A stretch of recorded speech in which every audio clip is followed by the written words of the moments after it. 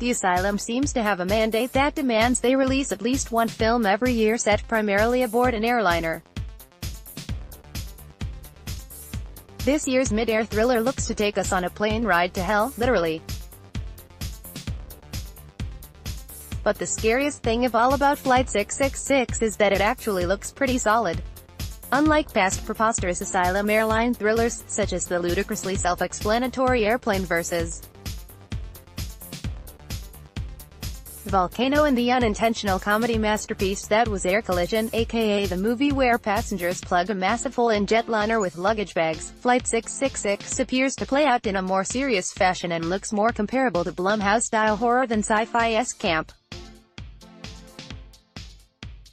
Passengers and crew on an international flight are attacked by unseen forces that threaten all aboard and on the ground below them.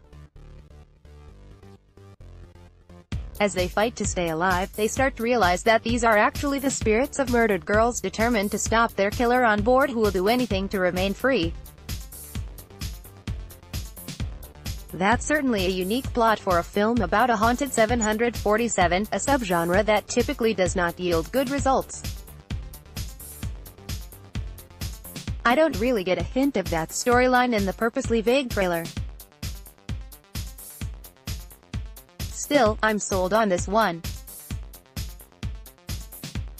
Joseph Michael Harris, Liz Fenning, Greg Furman, Jose Rossi, and Paul Logan star in this scareplane chiller from director Rob Palatina, Alien Convergence, and writers Jacob Cooney and Brandon Stroud. Flight 666 reaches its DVD/VOD destination on May 29. Attention! Attention! Ladies and gentlemen, attention! There is a movie about a herd of killer rabbits headed to Blu-ray and Scream Factory desperately wants your money.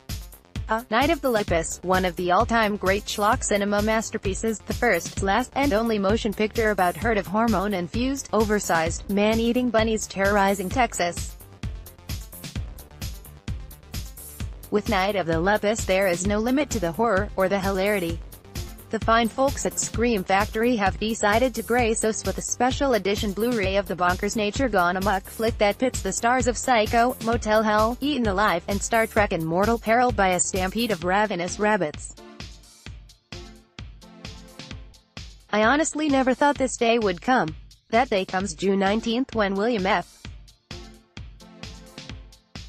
Claxton's 1972 ecological insanity arrives in a surprisingly loaded blur, especially considering almost everyone involved in any substantial way has long since passed away. A hormone intended to alter the breeding cycle of rabbits overrunning Arizona ranch lands instead turns them into flesh-eating, 150-pound monsters in Night of the Lepus. Stuart Whitman, Eaten Alive, Janet Leigh, Psycho, Rory Calhoun, Motel Hell, and DeForest Kelley, Star Trek, are among the intrepid humans facing off against the behemoth bunnies, using guns, flames, dynamite and anything else in their grasp to battle their oversized, hungry tormentors. Special features included on the disc include, brand new remaster of the movie struck from the original film elements, new audio commentary track with author Lee Gambin, Massacred by Mother Nature, exploring the natural horror film, a second audio commentary with pop culture historian Russell Dybel, theatrical trailer, TV spot, radio spot. Still gallery optional English subtitles for the main feature. Somehow I had never heard of this author or his book, Massacred by Mother Nature, exploring the natural horror film, until just this very moment, and now I'm going to have to rush out and order that in addition to this Blu-ray. Geez, I'm not made of money, people. In a surprise, but most certainly welcome, move, legendary horror author Stephen King has released a free short story titled Laurie today that can be read on his website. As he describes it, think of it as an appetizer to the main course, The Outsider, coming next week. King is referring to his latest novel The Outsider that will be coming out next week via Scribner. The synopsis for The Outsider reads, an 11-year-old boy's violated corpse is found in a town park. Eyewitnesses and fingerprints point unmistakably to one of Flint City's most popular citizens. He is Terry Maitland, Little League coach, English teacher, husband, and father of 2 girls. Detective Ralph Anderson, whose son Maitland once coached, orders a quick and very public arrest. Maitland has an alibi, but Anderson and the district attorney soon add DNA evidence to go with the fingerprints and witnesses. Their case seems ironclad. You can pre-order it via Simon & Schuster. Brennan Went to Film School is a column that proves that horror has just as much to say about the world as your average Oscar nominee. Probably more, if we're being honest. Warning, this article contains spoilers for Killer Condom. Although this movie is pretty much unspoilable, reader discretion is advised. That article title might seem like clickbait, but I promise I'm not kidding. 1996, German director Martin Walls adapted a Ralph Koenig comic book into Condom des Grauens, retitled Killer Condom, when it was picked up for American distribution by the notorious schlock studio Troma Entertainment. Not only is it probably the best film Troma ever got their hands on, it's one of the smartest horror comedies of the 90s. Sure, the movie has its strikes against it. It's a campy, low-budget monster movie. The effects haven't aged well, and weren't great to begin with. Plus, it's literally called Killer Condom, but it has a heart and a brain that set it head and shoulders above the rest of the pack.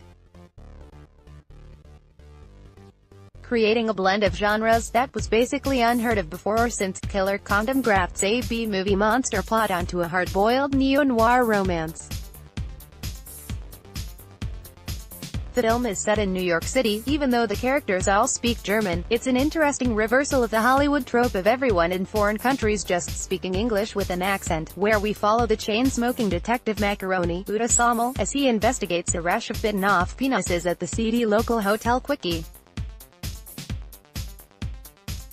In the meantime, he's falling in love with a young hustler named Billy, Mark Richter, in spite of his reservations against opening his heart to anyone in this cold, cruel city. The fact that there was a gay romance in a movie at all in the 90s is pretty stunning, but it's especially remarkable because, in spite of its raunchy foundation, it really is deeply romantic.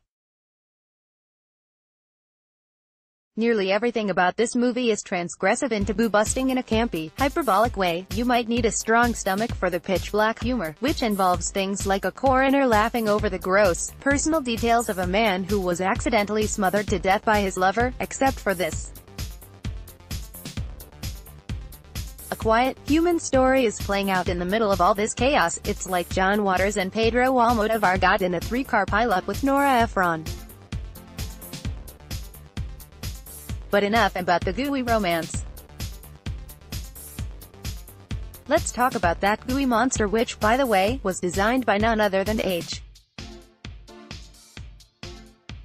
R. Geiger, with all the gleefully disgusting erotic horror that implies. The titular Killer Condom could very easily have been a throwaway villain, created just for shock value. But, would you believe it, that this movie also has the most potent metaphor for AIDS in perhaps the entire horror genre? There are plenty of scary movies that have been perceived as a metaphor for the AIDS epidemic, including David Cronenberg's The Fly and John Carpenter's The Thing, but those connections are questionable at best and probably unintentional. Whereas Killer Condom is about as intentional as it gets, using the deeply queer bedrock of its story to turn this silly monster tale into practically an on-the-ground account of the horrors of the early 1980s. As the condom chomps its way through the genitalia of the city's gritty underbelly, the threat becomes more and more pervasive. However, the police, other than Macaroni, don't seem to care one bit. In the words of the police captain himself, nobody cares if a bunch of queers and hookers are bumped off. While the brass refuses to believe Macaroni and investigate further, the condoms seem to be multiplying, spreading across the town until they end up attacking a Republican presidential candidate. At that point, of course, people begin to care. But by the time the problem has begun to affect straight white people, the damage has been done. Dozens of men have already been subject to impromptu dickectomies, and it could have been stopped long ago if anybody had cared to give it a try. This is a morbid, but extremely precise mirror to the real-life circumstances around AIDS, a plague that devastated the gay community, and which President Reagan ignored for years because at the time it was only believed to affect the LGBT community. Macaroni literally ends the movie with a speech denouncing religious extremism and advocating for love as the purest form of human expression, whatever shape it takes. And it lands, because Killer Condom has always been operating at the level it requires to be profoundly effective in ways that most movies involving squeaking monsters skittering around the room just aren't. Basically, what I'm saying is forget the normal heart. Killer Condom is the powerful, romantic, queer drama about AIDS the world needed, got, and completely ignored. The cartoonish monster mayhem provides an incredibly fun horror movie experience, but the way the film slips in real-life politics and terror around the edges makes the film a surprisingly subtle delight. It can be hard to find now, because goodness knows the general public loves to ignore cool movies, but I assure you, Killer Condom is well worth the hunt. Brennan Klein is a writer and podcaster who talks horror movies every chance he gets. And when you're talking to him about something else, he's probably thinking about horror movies. On his blog, Popcorn Culture, he is running through reviews of every slasher film of the 1980s, and on his podcast, Scream 101, he and a non-horror nerd co-host tackle horror reviews with a new subgenre every month.